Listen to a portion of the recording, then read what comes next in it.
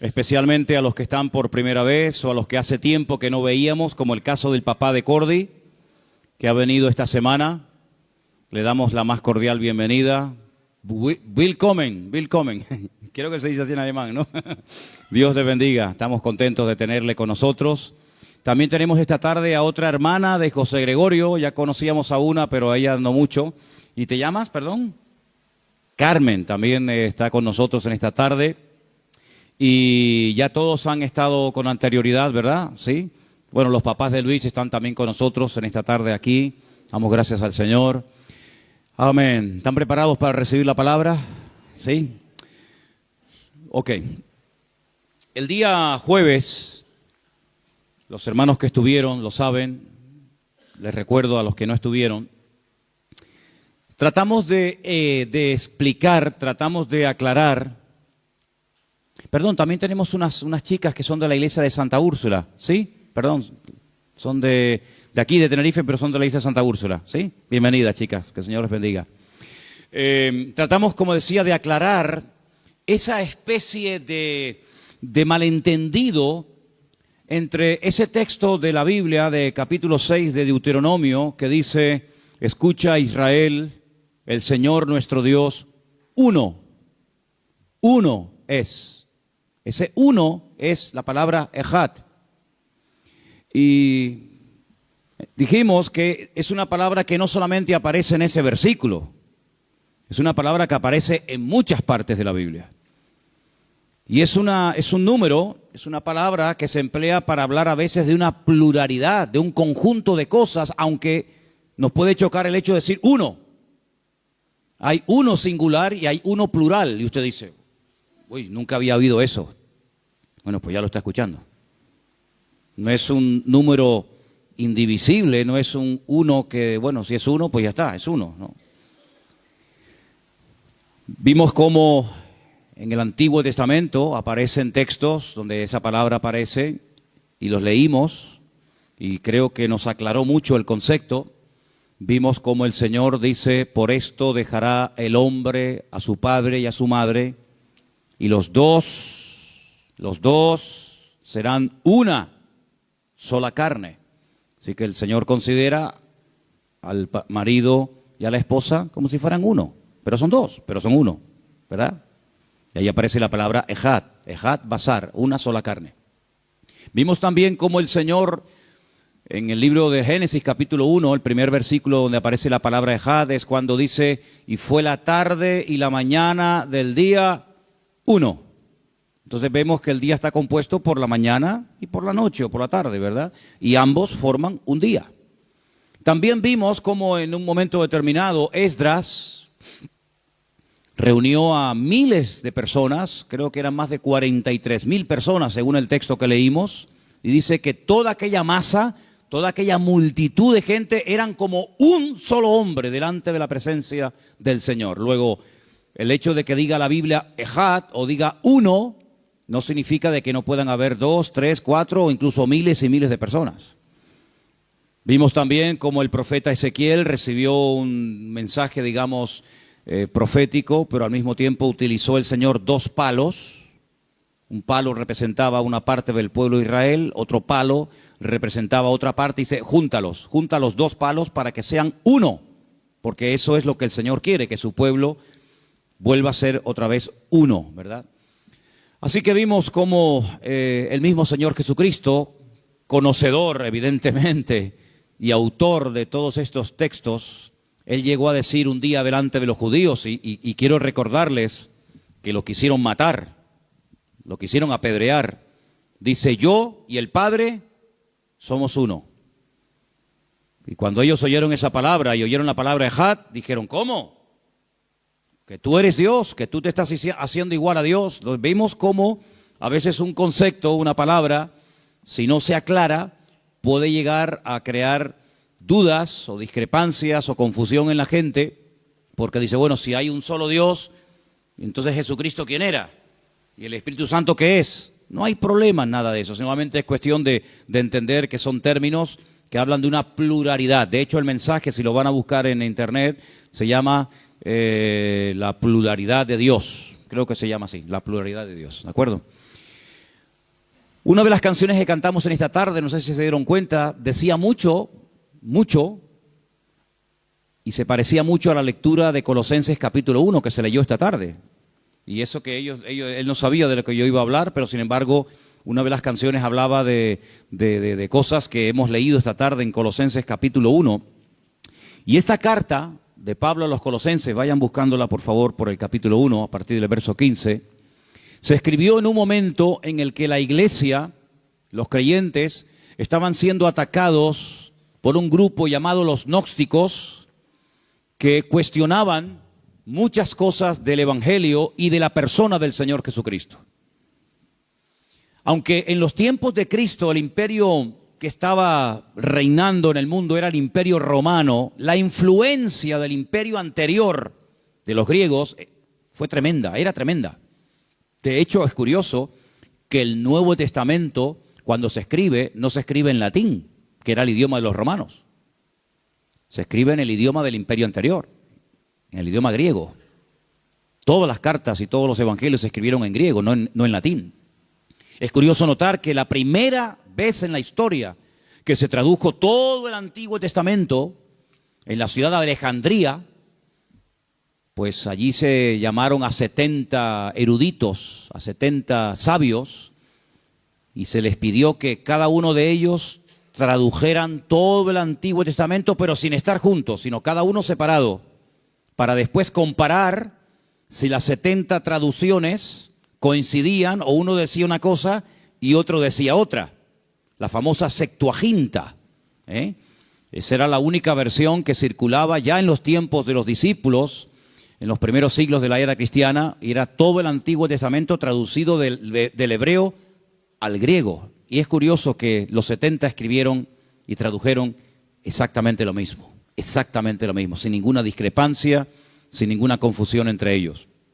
Ahora bien, en la época de los hermanos de Colosas y también en otros tiempos, ya digo, se levantaron los gnósticos que estaban muy empapados con una enseñanza que para los griegos era de vital importancia, para ellos era algo que lo tenían metido hasta en la médula, y es que la materia es mala.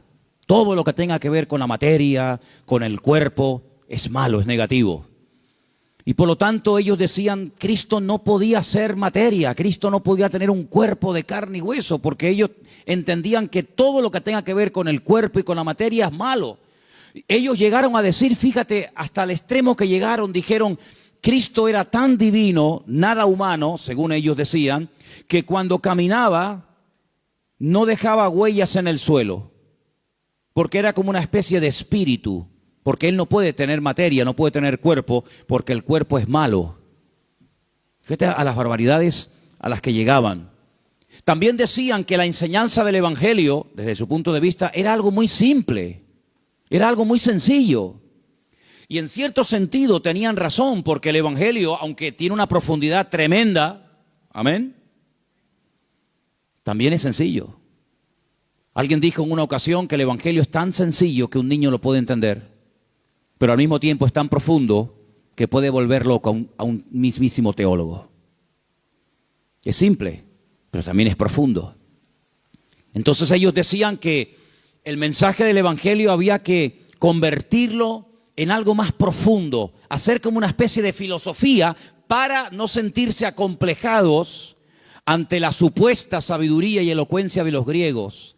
Ustedes saben que los griegos fueron los padres de la filosofía y a ellos les encantaba debatir y hablar y dar vueltas y por qué esto y por qué aquello. Entonces ellos lo que querían era hacer del Evangelio una filosofía más que pudiera discutir con los agnósticos, con los griegos, de tal manera de que se sintieran al mismo nivel y no con ese sentido de inferioridad, creyendo que el Evangelio no tenía profundidad y no era tan rico como cualquier otra filosofía. Además, ellos decían que eso de que a través de la sangre de Cristo el pecador puede recibir el perdón de los pecados, no lo aceptaban de buena manera. Ellos decían que la única manera de poder llegar a salvarse, la única manera de poder llegar a Dios era a través del conocimiento. Por eso ellos dividían a los hombres en dos grandes grupos. Lo que llamaban los espirituales, que eran los que tenían conocimiento, y los otros, que eran los ignorantes, los pecadores, los que no sabían nada de la vida, ni conocimiento, ni sabiduría, ni filosofía, ni nada que ver. Ahora se pueden ustedes dar cuenta cuando el apóstol Pablo decía que a veces hay conocimiento pero que mata. Hay gente que queriendo ser sabios se hacen auténticos necios e ignorantes. Si fuera por el conocimiento que el hombre llega a la perfección, ya la humanidad sería prácticamente perfecta, porque jamás en toda la historia de la humanidad el hombre ha tenido tanto acceso con tanta libertad al conocimiento como hoy en día. Cualquiera puede estudiar hoy en día, si no en una universidad, si no en internet, si no autodidacta. El conocimiento está prácticamente al alcance de cualquier persona. Puedes ir a cualquier biblioteca, puedes ir a cualquier librería y comprarte libros que a lo mejor hace siglos atrás era imposible pensar que una persona en su casa pudiera tener libros de filosofía, de derecho, de psicología, de cualquier ciencia. Pero sin embargo, la palabra de Dios nos enseña que no es a través de la sabiduría, del conocimiento humano, que el hombre llega a conocer la salvación, sino a través de la sangre de Cristo, a través del mensaje del Evangelio. Por eso el apóstol Pablo le decía a los corintios que para el mundo el Evangelio es locura, pero para nosotros es poder de Dios. ¿Cuántos dicen amén? El apóstol Pablo, cuando llegó, por ejemplo, a la ciudad de Corinto y les predicaba el Evangelio, él tomó una decisión. Él dice, cuando yo estuve entre vosotros, ustedes saben perfectamente que cuando yo predicaba, cuando yo les enseñaba la palabra, yo no lo hacía con sabiduría humana,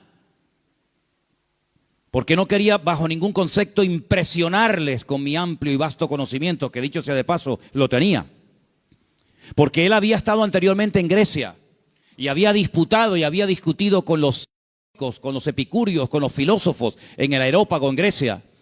Y él se dio cuenta de que esa no es la forma, ese no es el camino, a ver quién sabe más, a ver quién es más sabio, a ver quién sabe más de filosofía, no, sino que él dice, cuando estuve entre vosotros, ni mi palabra, ni mi predicación fue con palabras de humana sabiduría, sino en el poder de Dios.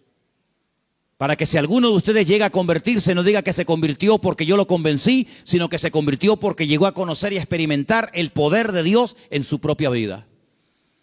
Así es que, amados hermanos, la lucha que había en aquellos tiempos hizo que los creyentes se pusieran a estudiar.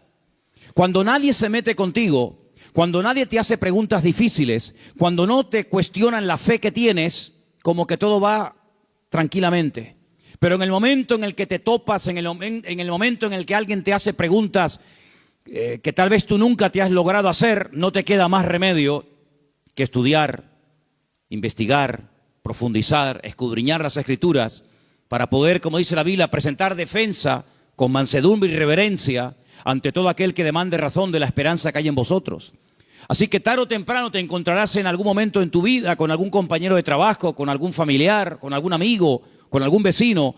Te vas a encontrar con personas que te van a hacer preguntas que a lo mejor vas a quedarte con la boca abierta y no vas a saber qué decirle. Pero tu obligación entonces es estudiar y prepararte, indagar, investigar, para que pueda decir, no, mira, lo que pasa es que esto es así, así, así y así. Y eso fue lo que le pasaba a los creyentes de Colosas y a los de Esmirna y a los de Pérgamo y a los de Corinto. Cuando eran confrontados por los inconversos, no les quedaba más remedio que recurrir a las Escrituras para saber qué tenían que decir, en qué creían y por qué creían en eso.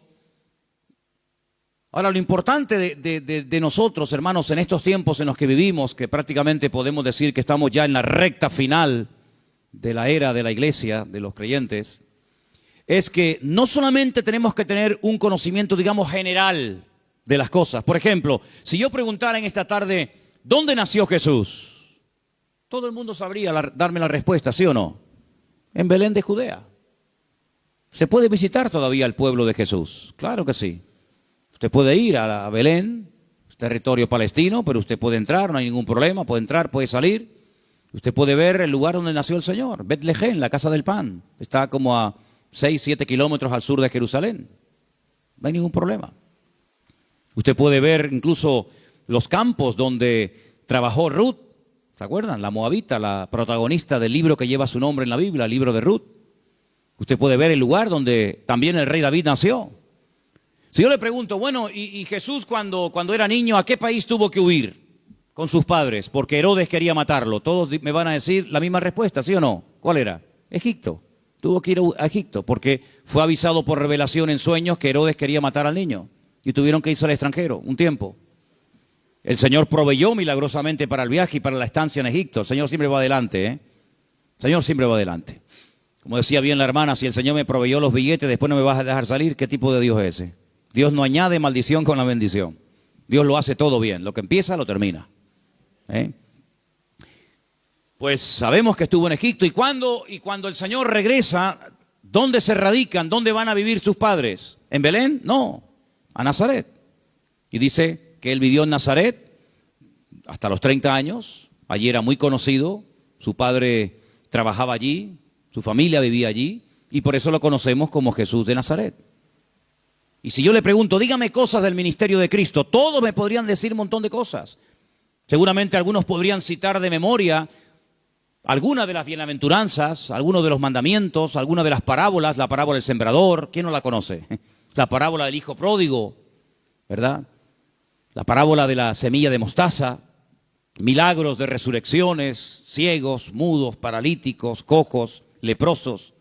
Es decir, hay un conocimiento, no solamente en nosotros, sino en mucha gente que no son, digamos, creyentes nacidos de nuevo, acerca de la figura de Jesús.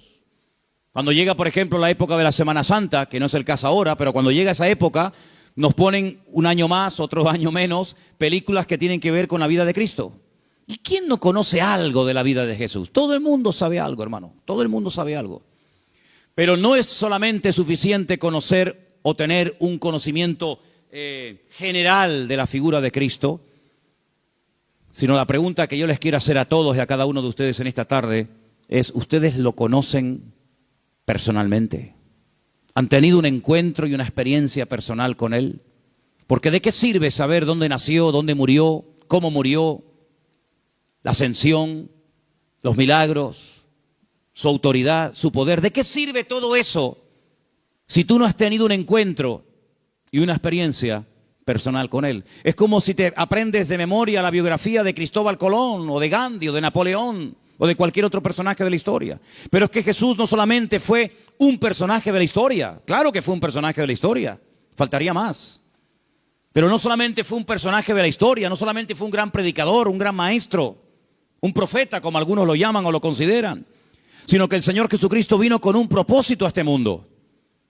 El Señor Jesucristo partió la historia en dos, hay un antes y hay un después de Jesús. Y Él tiene que ser para ti no solamente un personaje de la historia, del cual puedes hablar perfectamente y dar una conferencia sobre la figura de Jesús, y punto, y nada más. Pero no hablar desde un punto de vista teórico, sino desde un punto de vista real. Permítame que les ponga un ejemplo. Hace años leí una historia, una anécdota, de una joven, de una chica que estaba leyendo un libro que le parecía tremendamente aburrido. Y dejó de leerlo, lo arrimó. No le gustaba el libro, no le encontraba sentido a aquella novela. Con el paso del tiempo, conoció a un señor del cual se enamoró. El gran amor de su vida. Y al poco tiempo descubrió que era el autor de la novela y del libro que tan aburrido le parecía.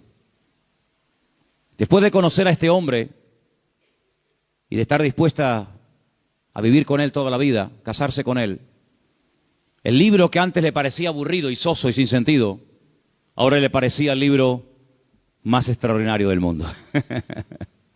Porque ahora conocía al autor del libro. Saben, hay muchos intelectuales, muchos psicólogos, muchos periodistas que a veces citan cosas de la Biblia. A veces en tertulias en televisión puedes darte cuenta que están diciendo algo que es de la Biblia, totalmente de la Biblia, ¿verdad? A veces mencionan al hijo pródigo, al buen samaritano, cosas así, ¿no? Porque han leído la Escritura, han leído la palabra. Grandes pensadores y grandes escritores españoles quedaron impresionados ante la lectura del famoso Shir HaShirim, el libro del Cantar de los Cantares. Es un libro espectacular, es poesía hebrea, es un libro tremendo. Y lo han leído simplemente como una gran obra literaria, pero nada más, ahí queda todo. Y mucha gente ha leído la Biblia y cuando testificas y cuando compartes tu fe con alguna persona, te dicen, yo he leído la Biblia, yo he leído la Biblia. ¿Qué has leído? Pues he leído esto y aquello y aquello. ¿Ah, sí? Sí, sí. Y, bueno, está interesante, pero ahí queda. Simplemente como una parte de la cultura general, nada más. Pero hermanos, nosotros no solamente tenemos un conocimiento, ya digo, general del Señor Jesús, sino un conocimiento que lo hemos experimentado como nuestro Señor, como nuestro Salvador, como nuestro amigo, como nuestro compañero de viaje, como nuestro consejero, como todo. Porque el Señor Jesucristo para nosotros no es un añadido más, sino es lo más importante de la vida. ¿Cuántos dicen amén? Y teniéndolo a Él, lo tenemos todo. No teniéndolo a Él, no tenemos nada. Aunque tengamos muchas posesiones materiales, aunque seamos ricos materialmente hablando, tengamos mucha cultura o mucho conocimiento, si no lo tenemos a Él, Él mismo lo dijo: separados de mí, nada podréis hacer.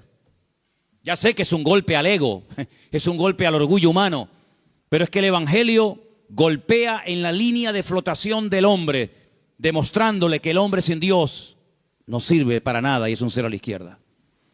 Así que el potencial que el Señor puede derramar en nosotros y lo que podemos llegar a hacer para el Señor, no importa la edad, créame, no importa la edad. En la Biblia hay ejemplos de gente muy anciana que hicieron cosas que ningún joven se atrevió a hacer. Y en la Biblia hay ejemplos de jóvenes que hicieron cosas que ningún anciano se atrevía a hacer. Y en la Biblia hay ejemplos incluso de niños. Es decir, toda persona que no solamente cree en Él, sino que lo acepta, que le cree a Él, que le sirve y que le honra y le adora, es una persona con una capacidad y con un potencial ilimitado, porque no tiene su capacidad, sino es la capacidad y el poder y la gracia del Señor con Él. ¿Cuántos dicen amén? Hermano, cuando uno va a la palabra del Señor se encuentra que con el Señor, hermano, no hay límites. Conforme a vuestra fe, dice la palabra, será hecho. Uno dice, bueno, hay un momento en la vida en el que uno no puede ser madre. La misma naturaleza nos lo enseña. Hay momentos que ya se acabó, ya no hay fertilidad, ya no se puede ser madre. Pero ¿cuántos ejemplos tenemos en la Biblia de mujeres que eran ancianas o de mujeres que incluso eran estériles, aunque no eran ancianas, y fuera de toda probabilidad humana quedaron embarazadas? Y nacieron hombres de Dios que cambiaron el rumbo de la historia. Miren, por ejemplo, Sansón, su madre era estéril. Miren, Isaac, su madre era estéril. Mire, Jacob, su madre era estéril. ¿Cuántas mujeres de la Biblia fueron sanadas milagrosamente cuando humanamente hablando era imposible? ¿Por qué? Porque para el que cree todo es posible. Pero no para el que cree simplemente que hay un Dios, que existe, que creó las cosas, que puso todo en su lugar. No solamente ese tipo de fe, sino una fe que va más allá. Una fe con profundidad, una fe con raíces, una fe probada, una fe seria. Una fe, como dijimos hace poco, no fingida. Una fe que puedes haberla heredado, la puedes haber aprendido de alguien, pero tú mismo la has desarrollado, tú mismo la has cultivado, y es una fe que va en aumento, porque nuestra fe no puede quedarse nunca estancada. Porque si nuestra fe se queda estancada es porque no estamos creciendo y no estamos madurando en el Señor. No es suficiente con decir yo sé quién es Jesucristo y sé quién es San Pablo y sé quién es Moisés y sé quién es Elías y sé lo que es Antiguo Testamento y sé lo que es Nuevo Testamento y sé lo que es Pascua y sé lo que es Shavuot. No solamente es eso, hermano. Eso no salva. Lo que salva es conocerle, experimentarle, tenerle, recibirle en el alma y servirle a Él todos los días de tu vida hasta que Él venga a llevarte a su presencia. ¿Cuántos dicen amén? Eso es lo que el Señor quiere. En el Salmo 89, me gustaría leer este versículo en esta noche. Salmo 89, por favor, versículo 27. Hay un salmo, este versículo es muy interesante porque ahí, en la lectura que se ha leído esta noche, hay una palabra que me gustaría aclarar. Salmo 89, 27, dice la Escritura así: yo también le pondré por primogénito, el más excelso de los reyes de la tierra. Si podemos poner la lectura que se leyó esta tarde nuevamente, ustedes van a encontrar que uno de los títulos que recibe el Señor Jesús en ese pasaje de Colosenses 1 es el primogénito de la creación. Y quiero aclarar, porque si en algún momento usted habla, por ejemplo, con personas que son testigos de Jehová, ellos le van a decir que el Señor Jesucristo no es un ser eterno, sino le van a decir que es un ser creado. Si Jesucristo fue un ser creado, quiere decir que Jesucristo fue un impostor, porque Él mismo dijo quién era y quién no era. Es decir, si Jesucristo empezó a existir el día que nació en Belén de Judea, entonces muchas de las cosas que él enseñó eran rotundamente falsas, por no decir mentiras.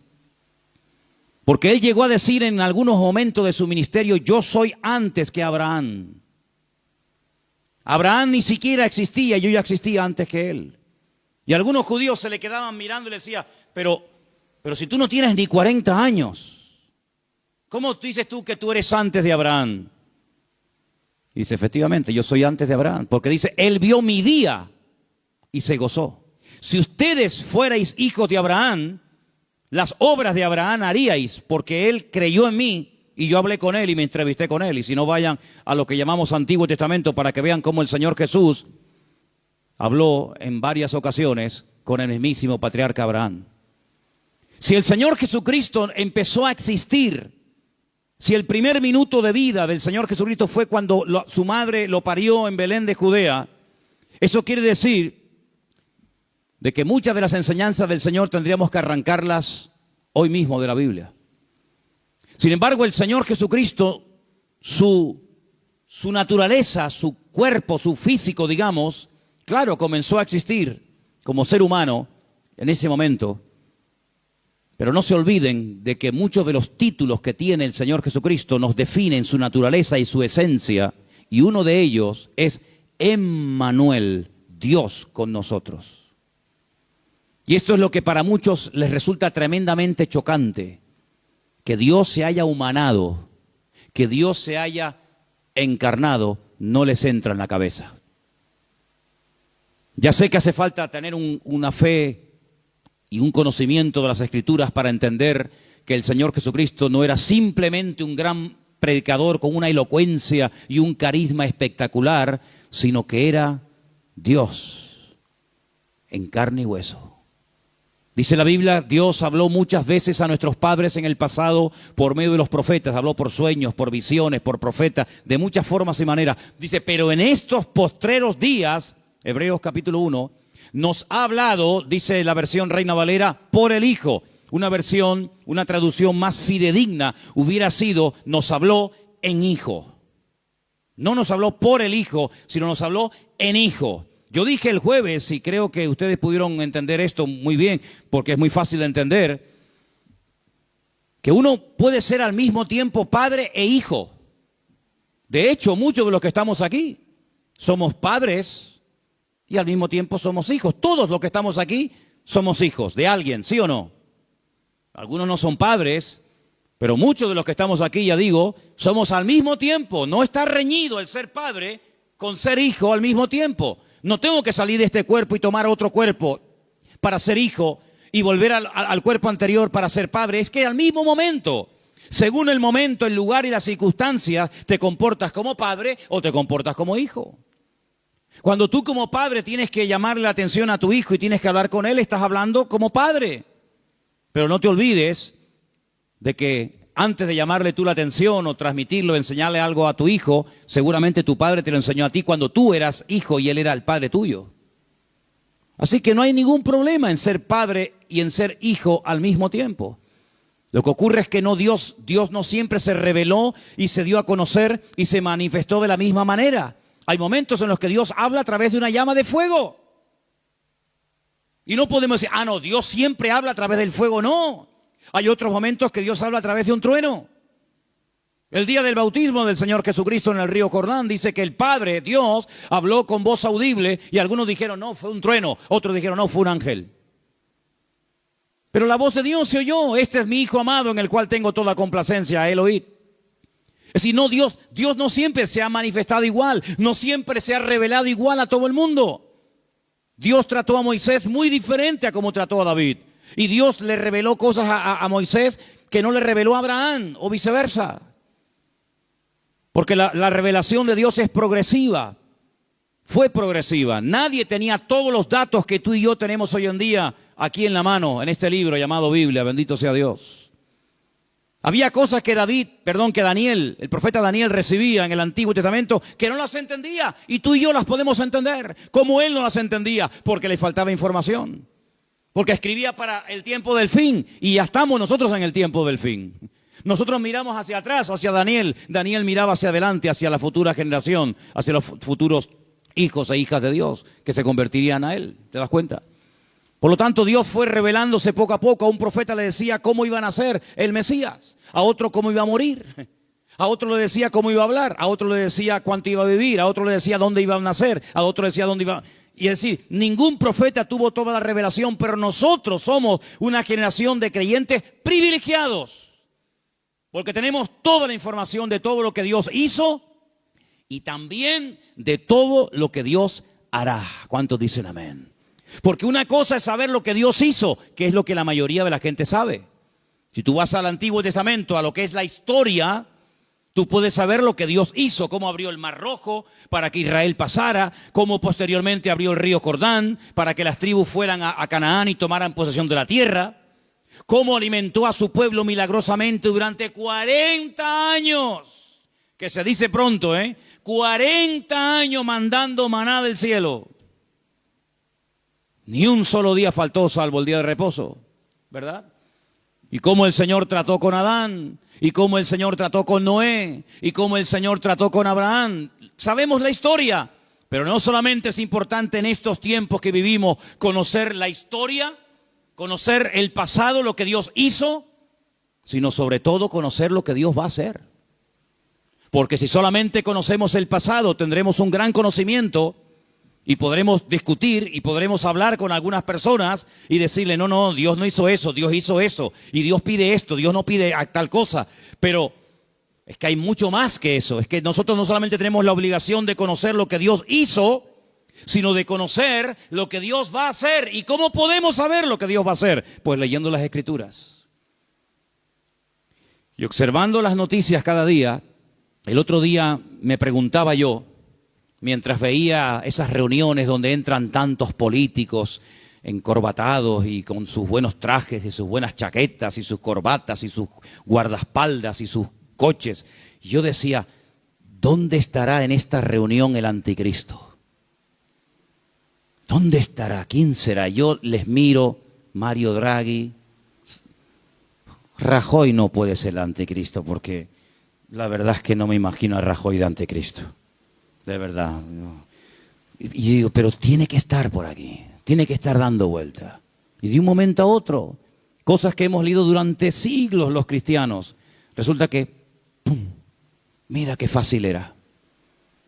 ¿Saben ustedes que hay un momento en la historia, no me quiero ir del tema, pero para que os deis cuenta, ¿saben ustedes que hay un momento en la historia en el que el pueblo de Israel vio tan imposible y tan difícil que algún día pudieran volver a su tierra, que tomaron la decisión en varios congresos a nivel mundial de comprar un territorio en Uganda, en África, y instituir el Estado de Israel? ¿Sabían eso? ¿Saben ustedes que muchos miles de judíos multimillonarios dijeron, es imposible que algún día volvamos a nuestra tierra, es un sueño, tal vez será una mala interpretación de las Escrituras? Tal vez estamos anclados en el pasado, en un recuerdo de la época del rey David, de la monarquía, y tal vez tenemos que apuntar en otra dirección. Y pensaron seriamente en irse a África, a comprar casi un país entero y llamarlo el Estado de Israel. Sin embargo, en un día, lo que el hombre no fue capaz de hacer durante siglos, en un día, Dios lo hizo un 14 de mayo de 1948. ¿Se levantará un país en un día? Es imposible. ¿Cuánto tiempo llevan los vascos reclamando ser un país? Y nunca lo serán. ¿Cuánta lata están dando los catalanes queriendo ser una nación y nunca la serán? ¿Cuánto tiempo llevan nación los kurdos? ¿Quiénes son los kurdos? Ustedes saben que hubo un imperio llamado los medos persas, ¿sí o no? Estaban los babilónicos, luego los medos persas, luego los griegos, luego los romanos, ¿sí? Los medos persas, los persas son los iraníes. Y los medos son los kurdos.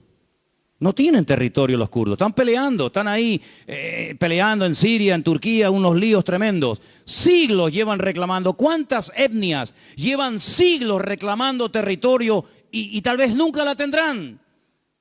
Sin embargo, el Señor en un día, mira, sin disparar un tiro, sin una bomba, sin una guerra, en un día, el Señor lo cambió todo Y lo que durante 2000 años el hombre no consiguió, el Señor así, en una hora lo consiguió. Y levantó un país para asombro de todo el mundo. Ese es nuestro Dios. ¿Cuántos dicen amén? Ahora, yo creo que se conocen más cosas de Dios que del mismísimo Señor Jesucristo. Fíjate lo que te digo. Yo creo que para muchos, y perdonen, incluso algunos que se llaman cristianos o creyentes, todavía no saben totalmente quién es verdaderamente el Señor Jesús. La lectura que hemos leído esta noche define al Señor Jesucristo de una forma increíble. Dice en el versículo 15, Él es la imagen del Dios invisible. Hermanos queridos, mucha gente en el Imperio Romano nunca vieron la cara del emperador de Roma, pero cuando les enseñaban una moneda y veían la imagen, decía, esta cara es la del César que vive en Roma. Esta es la imagen del César que tú no ves, pero que existe aunque tú no lo veas. Y el Señor Jesucristo es la imagen nítida y clara de nuestro Dios. Dice que a Dios nadie le ha visto jamás, ni siquiera Moisés, el hombre que tenía una comunión con Dios que nadie en la historia logró tener, ni él mismo logró verlo. Sin embargo, dice la palabra de Dios que el Señor Jesucristo dijo un día, el que me ha visto a mí, ha visto al Padre. Así que no me preguntes, no me pidas que te muestre al Padre, porque el que me ve a mí, ve al Padre. Y quiero recordarles algo que ustedes saben perfectamente, solamente se lo recuerdo, que cuando el Señor Jesucristo resucitó y se los llevó un poquito a las afueras de Jerusalén, a la ciudad de Betania, o el pueblecito de Betania, dice que allí, postrándose, le adoraron. Postrándose, le adoraron. Cuando ellos sabían perfectamente que la Torá enseña que al Señor tu Dios adorarás, y a Él solo servirás, pues a Él lo terminaron adorando. Lucas, los últimos versículos del Evangelio de San Lucas, dice a Jerusalén después de haberle adorado con gozo. Le adoraron, se postraron ante Él. Y el Señor Jesucristo no dijo como Pedro, ¿se acuerdan cuando Pedro fue a la casa de Cornelio? Que Cornelio sale a recibirle y se postra y le dice, a mí no me adores, adora a Dios, adora a Dios. El Señor Jesucristo podía haber dicho lo mismo, no me estén adorando, adoren a Dios. Sin embargo, Él no rehusó el que se le adorara. ¿Quién es Jesucristo para ti? Para muchos Jesucristo es un Señor que murió en una cruz, que de hecho en algunos lugares todavía lo tienen clavado en la cruz. Y ahí lo tienen clavado. Y cuando habla de Jesucristo se te viene a la imagen un crucifijo. Se te viene a la imagen alguien que lo torturaron y lo mataron, pero ¿quién es realmente Jesucristo para ti? Dice que era la imagen del Dios invisible, el primogénito de toda creación. No es que fue lo primero que Dios creó, no van por ahí los tiros, sino que es un título de dignidad, un título honorable, como diciendo es lo primero. De hecho, Él llegó a decir, yo soy el primero y yo soy el último. Bueno, el texto está traducido del griego, yo soy el alfa y el omega. Él hablaría en hebreo, en arameo, diría, soy el alef y la taf. Si antes de mí no hay nada, todo lo que existe, todo lo creado, lo creó Él, para Él y por Él. ¿Cuántos dicen amén? Si usted simplemente cree en Cristo como un buen hombre, no es suficiente, hermano. Si usted simplemente cree en Cristo como un personaje histórico, no es suficiente, porque personajes históricos ha habido millones y los que faltan. Si usted simplemente cree en Jesucristo como un gran carismático, un hombre con una elocuencia tremenda, sí, está bien, no lo insultas, no te metes con Él, no lo cuestionas, pero no es suficiente, te estás quedando corto. Jesucristo, Él mismo, se definió de muchas formas y de muchas maneras para que no hubiera duda. Una de las cosas que Él dijo, dice, yo soy la resurrección y la vida. ¿Quién se ha atrevido en la historia a decir eso? Yo soy la resurrección y la vida, el que cree en mí, aunque esté muerto, vivirá. Ahora demuéstralo, amigo. Y se fue al cementerio y le dijo a Lázaro, Lázaro, sal fuera, y demostró que Él es la resurrección y la vida. Y aunque alguien esté muerto, si creyó en Él mientras vivía, volverá a la vida. Él llegó a decir, yo soy el camino, yo soy la verdad, yo soy la vida. Él llegó a decir, yo soy el pan de vida. Todos nuestros antepasados comieron el maná en el desierto. Un privilegio tremendo, comer maná todos los días, pero todos murieron, porque el maná no producía vida eterna. El maná era una comida para el día a día, para lo material, para lo físico, pero sin embargo el Señor dijo, el que me prueba a mí, el que me conoce a mí, no morirá, sino que vivirá eternamente. Hablando con la mujer samaritana, le dijo, si bebes de ese agua, tú lo sabes, mujer, volverás mañana a sacar agua y a beber. Y pasado otra vez, y pasado otra vez. Pero yo tengo un agua que el que la prueba nunca más volverá a tener sed. Nunca nadie ofreció semejante agua. Pero es que no hablaba de agua, hablaba de su persona, hablaba de sí mismo. En otras palabras, has probado relaciones con un montón de hombres, has saltado de cama en cama, no sé lo que haces, si los matas, los suicidas o te los comes. ¿Verdad? Porque 5 has tenido y el que ahora tienes tampoco es el tuyo. No sé lo que va a tu vida, pero el que me prueba a mí nunca volverá a tener sed. De tal manera que ese sentimiento de angustia, de soledad, de no sentirme amada, comprendida, desaparece cuando tienes un encuentro real con Cristo. Dice, Él es antes de todas las cosas, verso 17. Él es antes de todas las cosas. No existía Adán, no existían los ángeles, no existía el sol, la luna, las estrellas, el mar, no existía nada, pero Él ya estaba. Él es antes de todas las cosas y todas las cosas en Él subsisten. Porque hermano, lo dije el jueves brevemente y quiero recalcarlo, por favor. Una cosa es que Él haya sido el Dios creador y otra cosa muy distinta que sea el Dios sustentador. Si Él creó todo lo que vemos y todo lo que existe hoy en día, pero no lo cuida, no lo mantiene, la creación estaría ya destruida hace muchos miles de años. Pero Él es el que hace que haya un orden. Los vientos, las mareas, las estaciones, el sol siempre sale por el mismo lado, se oculta por el mismo lado. Las migraciones de los pájaros, de los animales, el oxígeno, las mareas, cómo cambian, cómo vienen, ¿verdad? Los animales de un lado, cómo vienen de otro. Todo eso, ¿quién lo organiza, hermano? Si a veces organizar una casa, un trabajo, una empresa, una iglesia, una misma vida es algo tan complicado, imagínense si le dijeran, tienes mañana que administrar el mundo entero. Dice, Él es antes de todas las cosas, verso 17. Él es antes de todas las cosas. No existía Adán, no existían los ángeles, no existía el sol, la luna, las estrellas, el mar, no existía nada, pero Él ya estaba. Él es antes de todas las cosas y todas las cosas en Él subsisten, porque hermano, lo dije el jueves brevemente y quiero recalcarlo, por favor. Una cosa es que Él haya sido el Dios creador y otra cosa muy distinta que sea el Dios sustentador. Si Él creó todo lo que vemos y todo lo que existe hoy en día, pero no lo cuida, no lo mantiene, la creación estaría ya destruida hace muchos miles de años. Pero Él es el que hace que haya un orden. Los vientos, las mareas, las estaciones, el sol siempre sale por el mismo lado, se oculta por el mismo lado. Las migraciones de los pájaros, de los animales, el oxígeno, las mareas, cómo cambian, cómo vienen, ¿verdad? Los animales de un lado, cómo vienen de otro. Todo eso, ¿quién lo organiza, hermano? Si a veces organizar una casa, un trabajo, una empresa, una iglesia, una misma vida es algo tan complicado, imagínense si le dijeran, tienes mañana que administrar el mundo entero. ¿Y qué comida le doy a este? ¿Y qué comida le doy al otro? ¿Y a dónde mando a este? ¿Y a dónde mando al otro? Dios no solamente lo creó, sino que lo mantiene vivo. ¿Qué es lo que hace que la tierra siga girando y girando y girando y girando y siempre a la misma velocidad? Porque si usted coge una pelota, claro, rueda porque el diseño está hecho para que ruede. Si coge un cuadrado no rueda porque el diseño no está creado para rodar. Pero si usted coge una pelota y usted la lanza, la pelota por la fuerza que ha recibido inicialmente camina, pero llega un momento en el que la velocidad va a menos y se detiene. ¿Qué es lo que hace que la tierra siga girando? Ustedes dirán, no, las fuerzas de la naturaleza.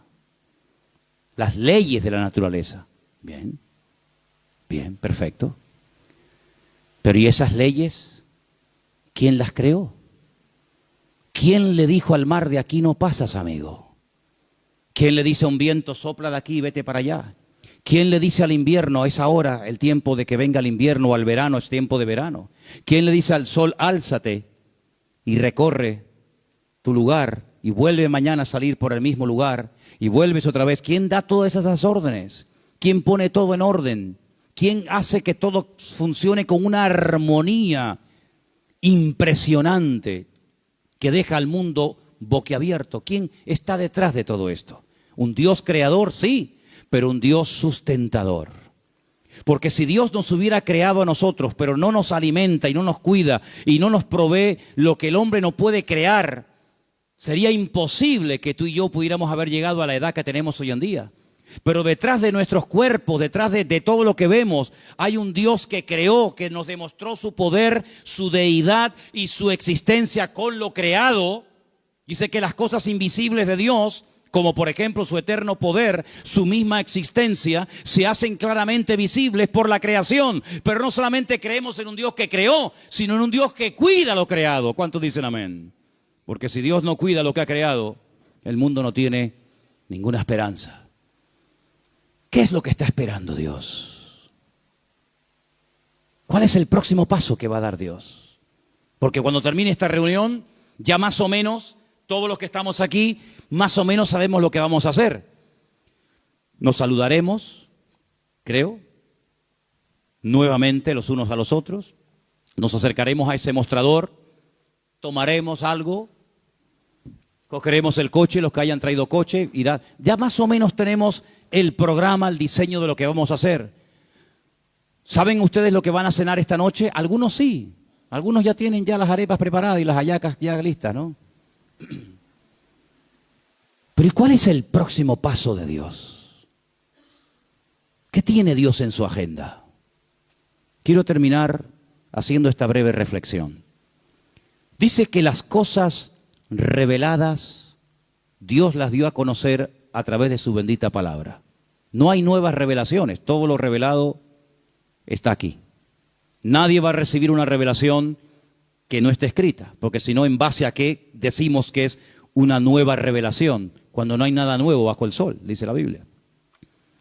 Pero dice que las cosas ocultas, las cosas secretas, solamente son para aquellos que pasan tiempo en su presencia, en el secreto de Dios. Por eso yo creo que hay dos tipos de creyentes. Permítame dar esta opinión personal. El creyente que va según sopla el viento, el que vive la vida sin pararse a reflexionar, sin entrar en la cámara secreta con Dios y preguntarle cosas. Y el creyente que se para y como Job mantiene extensas conversaciones con Dios y le pregunta al Señor, Señor, ¿y por qué de esto? ¿Y por qué de aquello? ¿Y por qué a veces hay gente buena que sufre y gente mala que prospera? Esas preguntas se las hacían los profetas al Señor y Dios les respondía. Y Señor, ¿por qué hay gente que muere sin ninguna honra y pasan al olvido más absoluto cuando han sido gente buenísima y gente que ha sido malísima y han sido asesinos y criminales y le hacen todo tipo de homenajes y le levantan esculturas y estatuas por todas partes y cada año recuerdan las proezas que hizo aunque fue un terrible asesino? ¿Por qué, Señor? Y el Señor le explicó a Job el nombre de las estrellas, el nombre de los vientos, la creación de los animales. Le habló del dinosaurio, por si no lo sabían. Le dio las claves de cómo era y cómo hizo y para qué los hizo y dónde estaban los dinosaurios. Le habló acerca de cómo Dios tiene todo bajo control. Y mantenía este hombre unas conversaciones con Dios tremendas. Y al final de esa prueba terrible por la que él pasó, él llegó a decir algo tremendo, que todavía hasta el día de hoy yo creo que no somos capaces de entender la profundidad de semejante expresión. Señor, yo de oídas te había oído. Yo sé quién eres tú. Ya le había servido al Señor. Sin Biblia, sin iglesia, sin pastor, sin congregación, ya él servía al Señor. Dice que él incluso hasta se preocupaba de la vida y de la estabilidad emocional y espiritual de sus hijos. Dice, por si acaso mis hijos han pecado, yo voy a orar y a interceder por ellos y a presentar sacrificio al Señor. Y ya él le conocía, ya él le servía. Pero él entró en una etapa en la que comenzó a descubrir la esencia de Dios, en el que comenzó a dialogar con Dios y a veces hasta discutía y a veces hasta peleaba con Dios. Y Dios un día lo interrumpe y le dice, pero para un momento, ¿me vas a condenar a mí para justificarte tú? Espera. Y Dios le da respuesta. Yo creo que si tú buscas respuestas y no sabes qué hacer con tu vida, no sabes si estudiar esto o estudiar aquello, si quedarte o marcharte, si comprar o vender, todas las respuestas que tú necesitas tener las vas a encontrar en Dios, pero tienes que pasar tiempo a solas con el Señor. Porque no te digo en esta noche si crees en Él, porque sé que crees. No te digo si sabes algo de Él, porque evidentemente lo sabes. Sino la pregunta es, ¿en qué nivel de tu relación tú te encuentras? ¿Para ti solamente es alguien que un día te sanó y en ese acto de gratitud estás aquí? ¿Para ti es el Señor que te liberó de las drogas o de cualquier otro vicio y en agradecimiento a Él estás aquí? ¿O Él para ti es todo? Tu Señor, como dice Él, la cabeza del cuerpo. Si nos cortan un brazo podemos vivir. Si nos cortan el otro también. Si nos cortan las piernas podemos vivir. Si nos quitan un pulmón podemos vivir. Si nos quitan un riñón podemos vivir. Podemos perder la capacidad de hablar, de oír, de tocar, de ver. Pero hay algo que es lo que marca la diferencia en nuestra vida. Y es estar conectados a la fuente, que es nuestro Señor Jesucristo. Cierra tus ojos ahí donde estás. Y yo te pido que en esta noche tú des un paso más. Y en esta noche le pidamos al Señor, Señor, yo quiero conocerte más. Yo quiero intimar y profundizar más